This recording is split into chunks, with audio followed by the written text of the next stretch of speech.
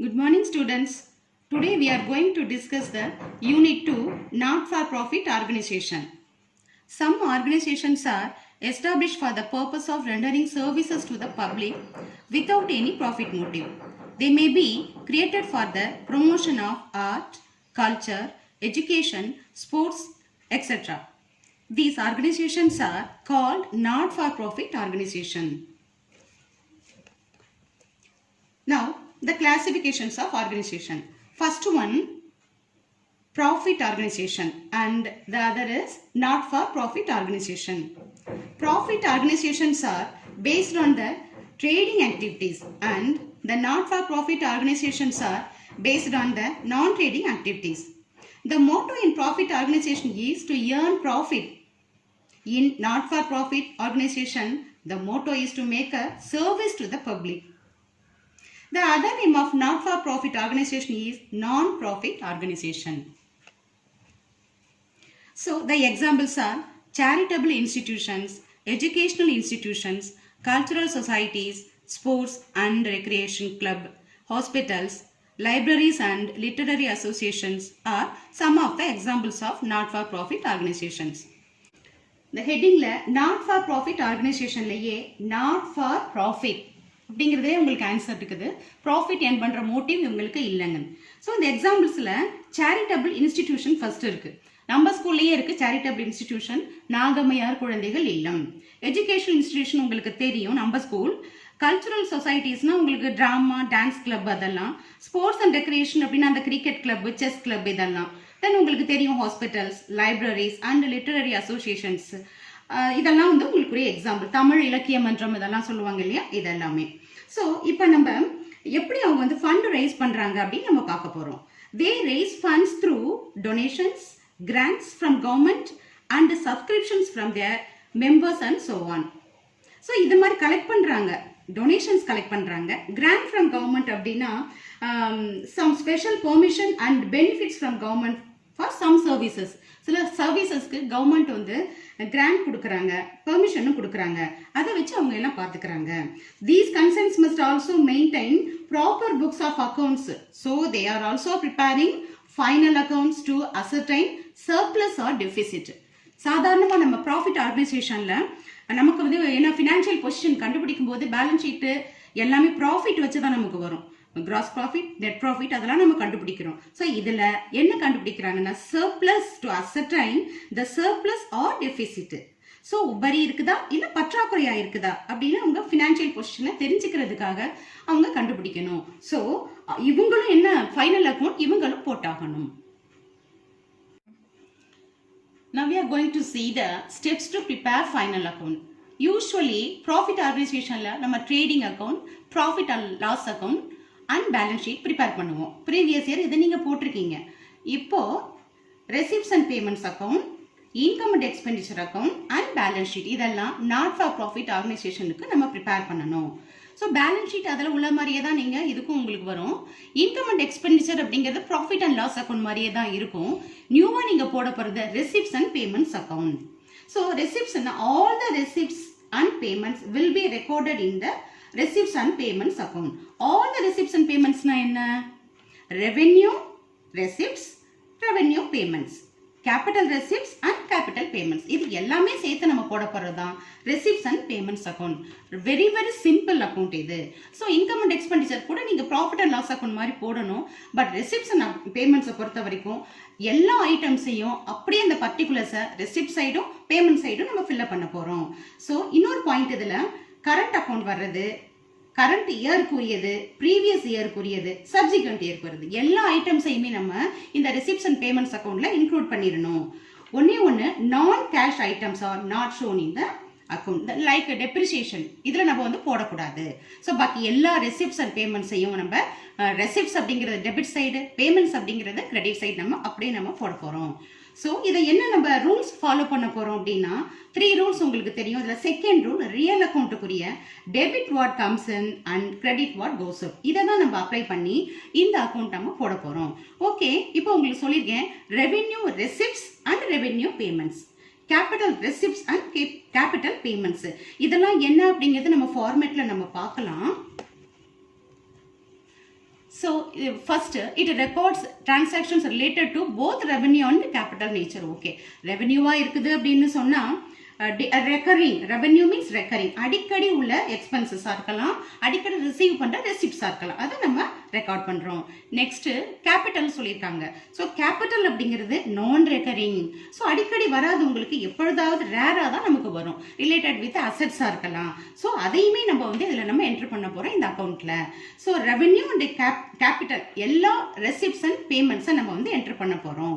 So revenue receipts அப்படிங்கிறது rent ரிசீவ்டாக இருக்கலாம், இல்லை உங்களுக்கு சப்ஸ்கிரிப்ஷன் ரிசீவ்டா இருக்கலாம். அதே மாதிரி ரெவென்யூ பேமெண்ட்ஸ்ங்கிறது சேலரி பெய்டா இருக்கலாம், இல்ல இன்சூரன்ஸா இருக்கலாம்.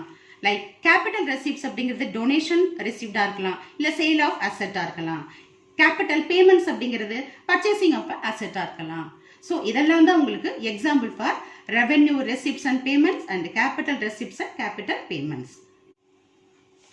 Okay students, now we are going to see the format of receipt and payment account.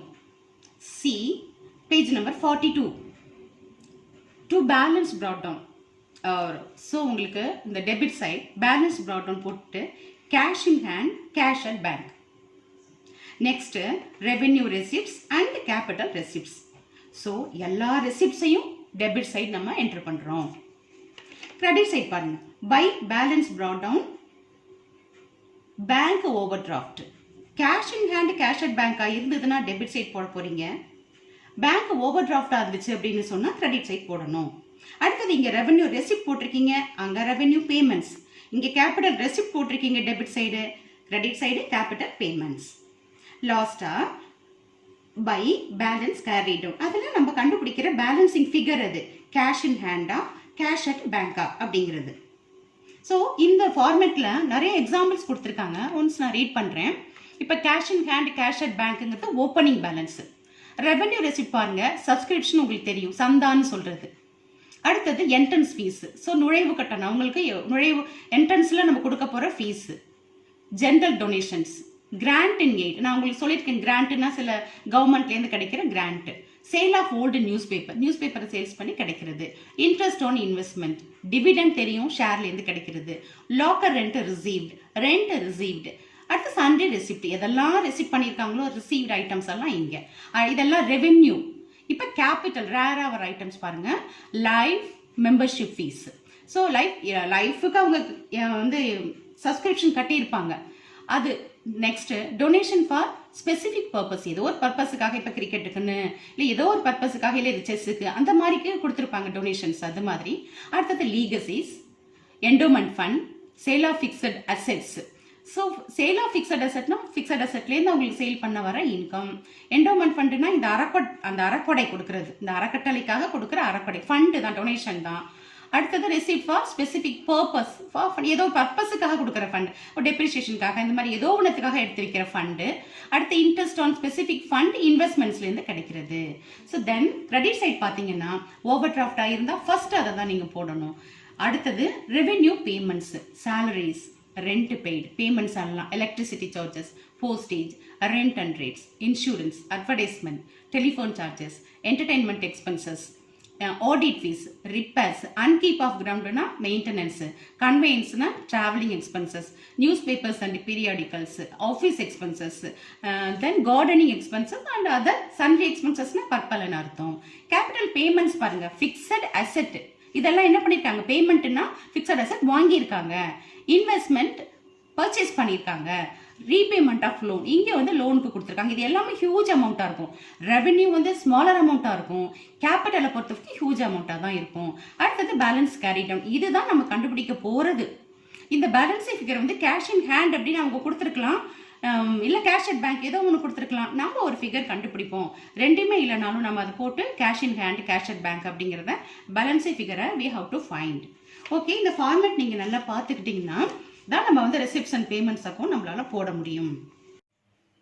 Okay students, இப்போ எக்ஸசைஸை பொறுத்த வரைக்கும் 1 to 5 வரைக்கும் உங்களுக்கு prepare receipts and payments account தான் கேட்டிருக்காங்க. அதை நீங்களே ஈஸியாகவே போட்டுருவீங்க. இருந்தாலும் ஒரு இல்லஸ்ட்ரேஷன் சொல்லிட்டு ஒரே ஒரு சம் நான் வந்து உங்களுக்கு பின்னாடி போடுறேன். இப்போ illustration 1 பாருங்க. From the following particulars of Tamil Educational Society, prepare receipts and payments account for the year ended 31st March 2019. So எல்லா பர்டிகுலர்ஸ்ல எல்லாமே மிக்ஸ் ஆயிருக்கு. ரெசிப்ட்ஸ் பேமெண்ட்ஸ் எல்லாமே கலந்துருக்கு. நம்ம ஃபர்ஸ்ட் சார்ட் அவுட் பண்ண போறோம். எது வந்து ரெசிப்ட்ஸ், எது பேமெண்ட்ஸ்னு. First one opening balance, rent paid, அது payment. Scholarship given, payment. Entrance fees receive, receipt. Building purchased, payment. Staff salary, payment.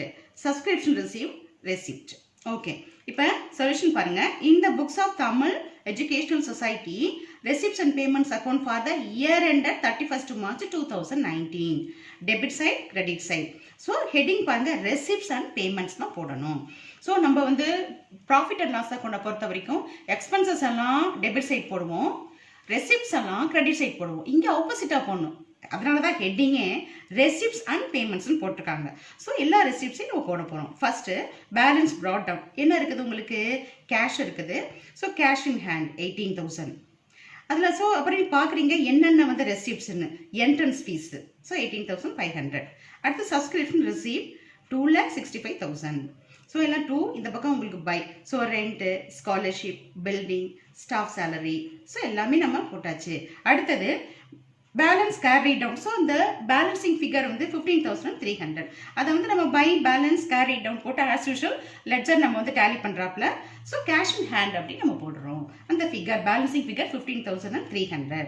இதுதான். இதே மாதிரி தான் உங்களுக்கு next illustration. Next one illustration 3. Okay, இப்போ illustration 3 பார்க்கலாம். From the following particulars of Chennai Sports Club, prepare receipts and payments account for the year ended 31st March 2018.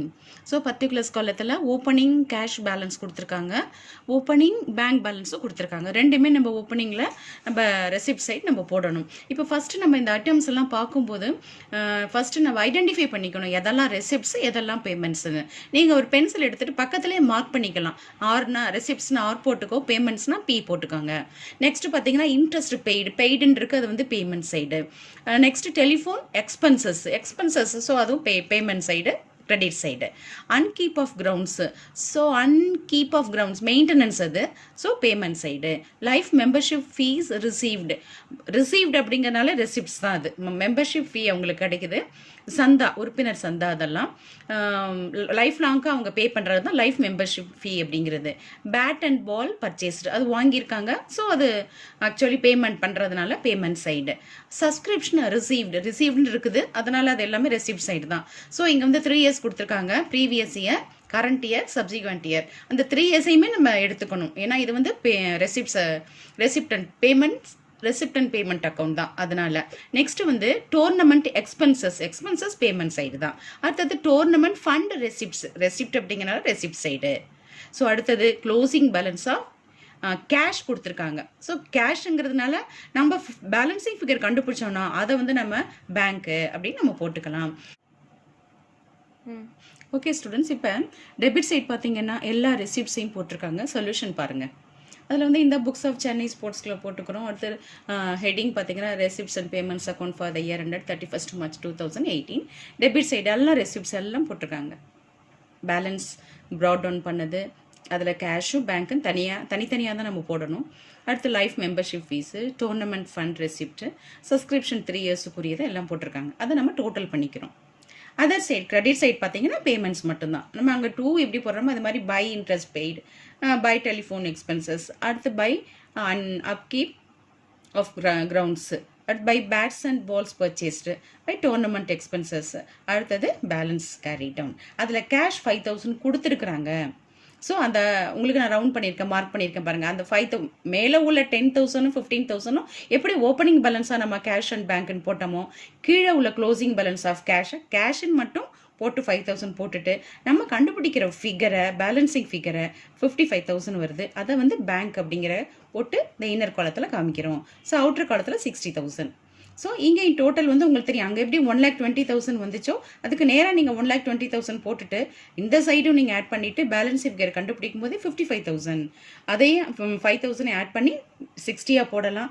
R இல்லை டைரெக்டாக வேணாலும் நீ கேஷ் 5,000 இல்லை பேங்க்கு அப்படின்னு போட்டு 55,000 அப்படிங்கனாலும் போடலாம்.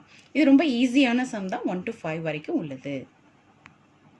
இப்போ வந்து இந்த பிபிடியில் இருக்கிறது எக்ஸசைஸ் 2 அதை வந்து நான் போர்டில் வந்து உங்களுக்கு போட போகிறேன். அந்த கொஷின் இங்கே இருக்குது போர்டில் வந்து உங்களுக்கு நான் போட போகிறேன். We are going to see the exercise number 2.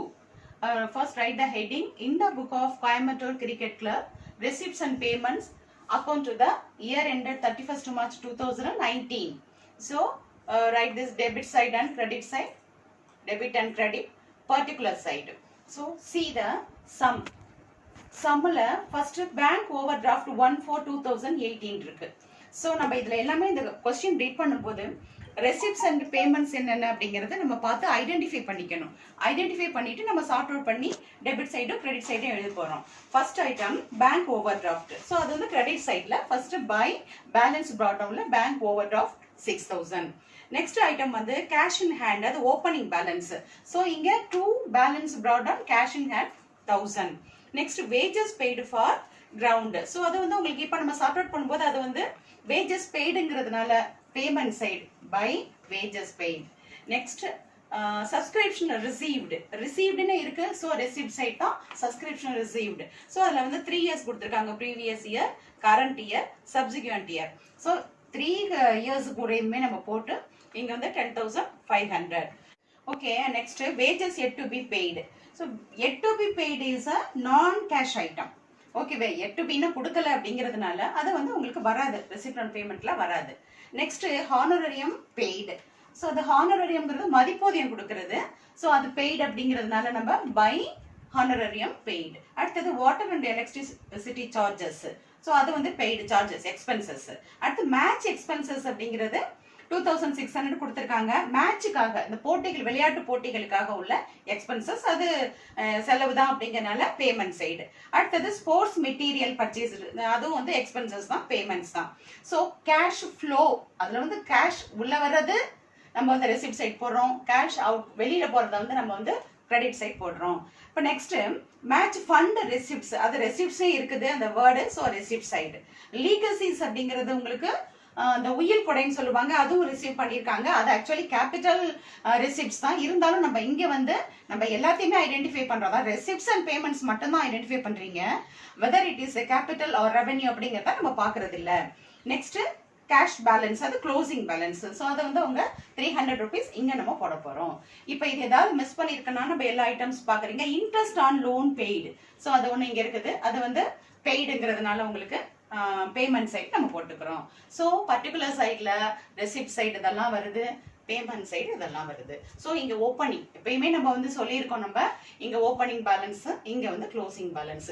இது கேஷ் இன் ஹேண்டும் இருக்கலாம், கேஷ் அட் பேங்க்கும் இருக்கலாம். இங்கே அது மாதிரி கேஷ் இன் ஹேண்ட் இருக்கும், கேஷ் அட் பேங்க் இருக்கும். ஸோ நம்ம எதை வந்து கண்டுபிடிக்கிறோமோ ஃபைன் பண்ணுறத, இந்த பேலன்சிங் ஃபிகரை வந்து நம்ம இங்கே பேங்க் அப்படின்னு, நம்ம கேஷ் அட் பேங்க் அப்படின்னு 2,400. இது உங்களுக்கு தெரியும் இந்த டிஃபரன்ஸ் எப்படி கண்டுபிடிக்கிறதுன்னு. ஸோ இங்கே உள்ள ரிசிப்ட் சைடு எல்லாம் நம்ம ஆட் பண்ணுறோம், 20,700 வருது. So other side credit side வந்து எல்லா ஃபிகர்ஸையும் நம்ம ஆட் பண்ணுறோம். இந்த வேல்யூஸ் எல்லாம் ஆட் பண்ணிட்டு நம்ம இதுலேருந்து லெஸ் பண்ணும்போது கிடைக்கிறது 2,400. அதை க்ளோசிங் பேலன்ஸா பை பேலன்ஸ் கேரி டவுன்ல கேஷ் இன் ஹேண்ட் 300 இருக்கிறதுனால கேஷ் அட் பேங்க் 2,400 அப்படின்னு நம்ம போட போறோம். ஸோ ரொம்ப ரொம்ப ஈஸியானது இது. அதனால உங்களுக்கு இது ஈஸியா போட்டுருவீங்க நீங்க. ஆனாலும் உங்களுக்கு ஒன்று தெரியணுங்கிறதுக்காக நான் ஒரு சம் போட்டேன். 1 to 5 வரைக்கும் நீங்க நோட் புக்ல அழகாவே நீங்க போட்டுடலாம் ஈஸியா. ஸோ இனிமே பார்க்க போற இன்கம் அண்ட் எக்ஸ்பெண்டிச்சர் அக்கௌண்ட்டுக்கு தான் நம்ம வந்து கேபிட்டல் அக்கௌண்ட்டா, கேபிட்டல் ரெசிப்ட்ஸா, இல்ல கேபிட்டல் பேமெண்ட்ஸா, ரெவென்யூ ரெசிப்ட்ஸா, இல்லை ரெவென்யூ பேமெண்ட்ஸா அப்படின்னு ஐடென்டிஃபை பண்ணி சார்ட் அவுட் பண்ணி நம்ம தனியாக எடுக்கணும். ரெசிப்ட்ஸ் அண்ட் பேமெண்ட்ஸ் அக்கௌண்ட்டை பொறுத்த வரைக்கும் எல்லாமே, ஸோ ரெசிப்ட்ஸ் அண்ட் பேமெண்ட்ஸை பொறுத்த வரைக்கும் கேபிட்டல், ரெவென்யூ, எல்லா ரெசிப்ட்ஸ் அண்ட் பேமெண்ட்ஸ் எல்லாத்தையுமே நம்ம வந்து இங்கே நம்ம எழுதி போட்டுக்கலாம். ஓகேம்மா, இப்போ ஹோம்ஒர்க்கு டெக்ஸ்ட் புக்கில் உள்ள எக்ஸசைஸில் 1 to 5 வரைக்கும் உள்ள சம்ஸ் நீங்கள் செய்யணும் நோட் புக்கில். அது பேஜ் நம்பர் 71 and 72 இருக்குது. அப்புறம் வந்து அசைன்மெண்ட்ஸ் ஒரு 4 questions கொடுக்குறேன். அதை வந்து நீங்கள் அசைன்மெண்ட்ஸாக எழுதி எனக்கு சப்மிட் பண்ணணும். குரூப்லேயுமே நான் உங்களுக்கு அது என்ன அப்படிங்கிறத நான் போடுவேன். Thank you students. If you have any doubts please ask me in person. Okay.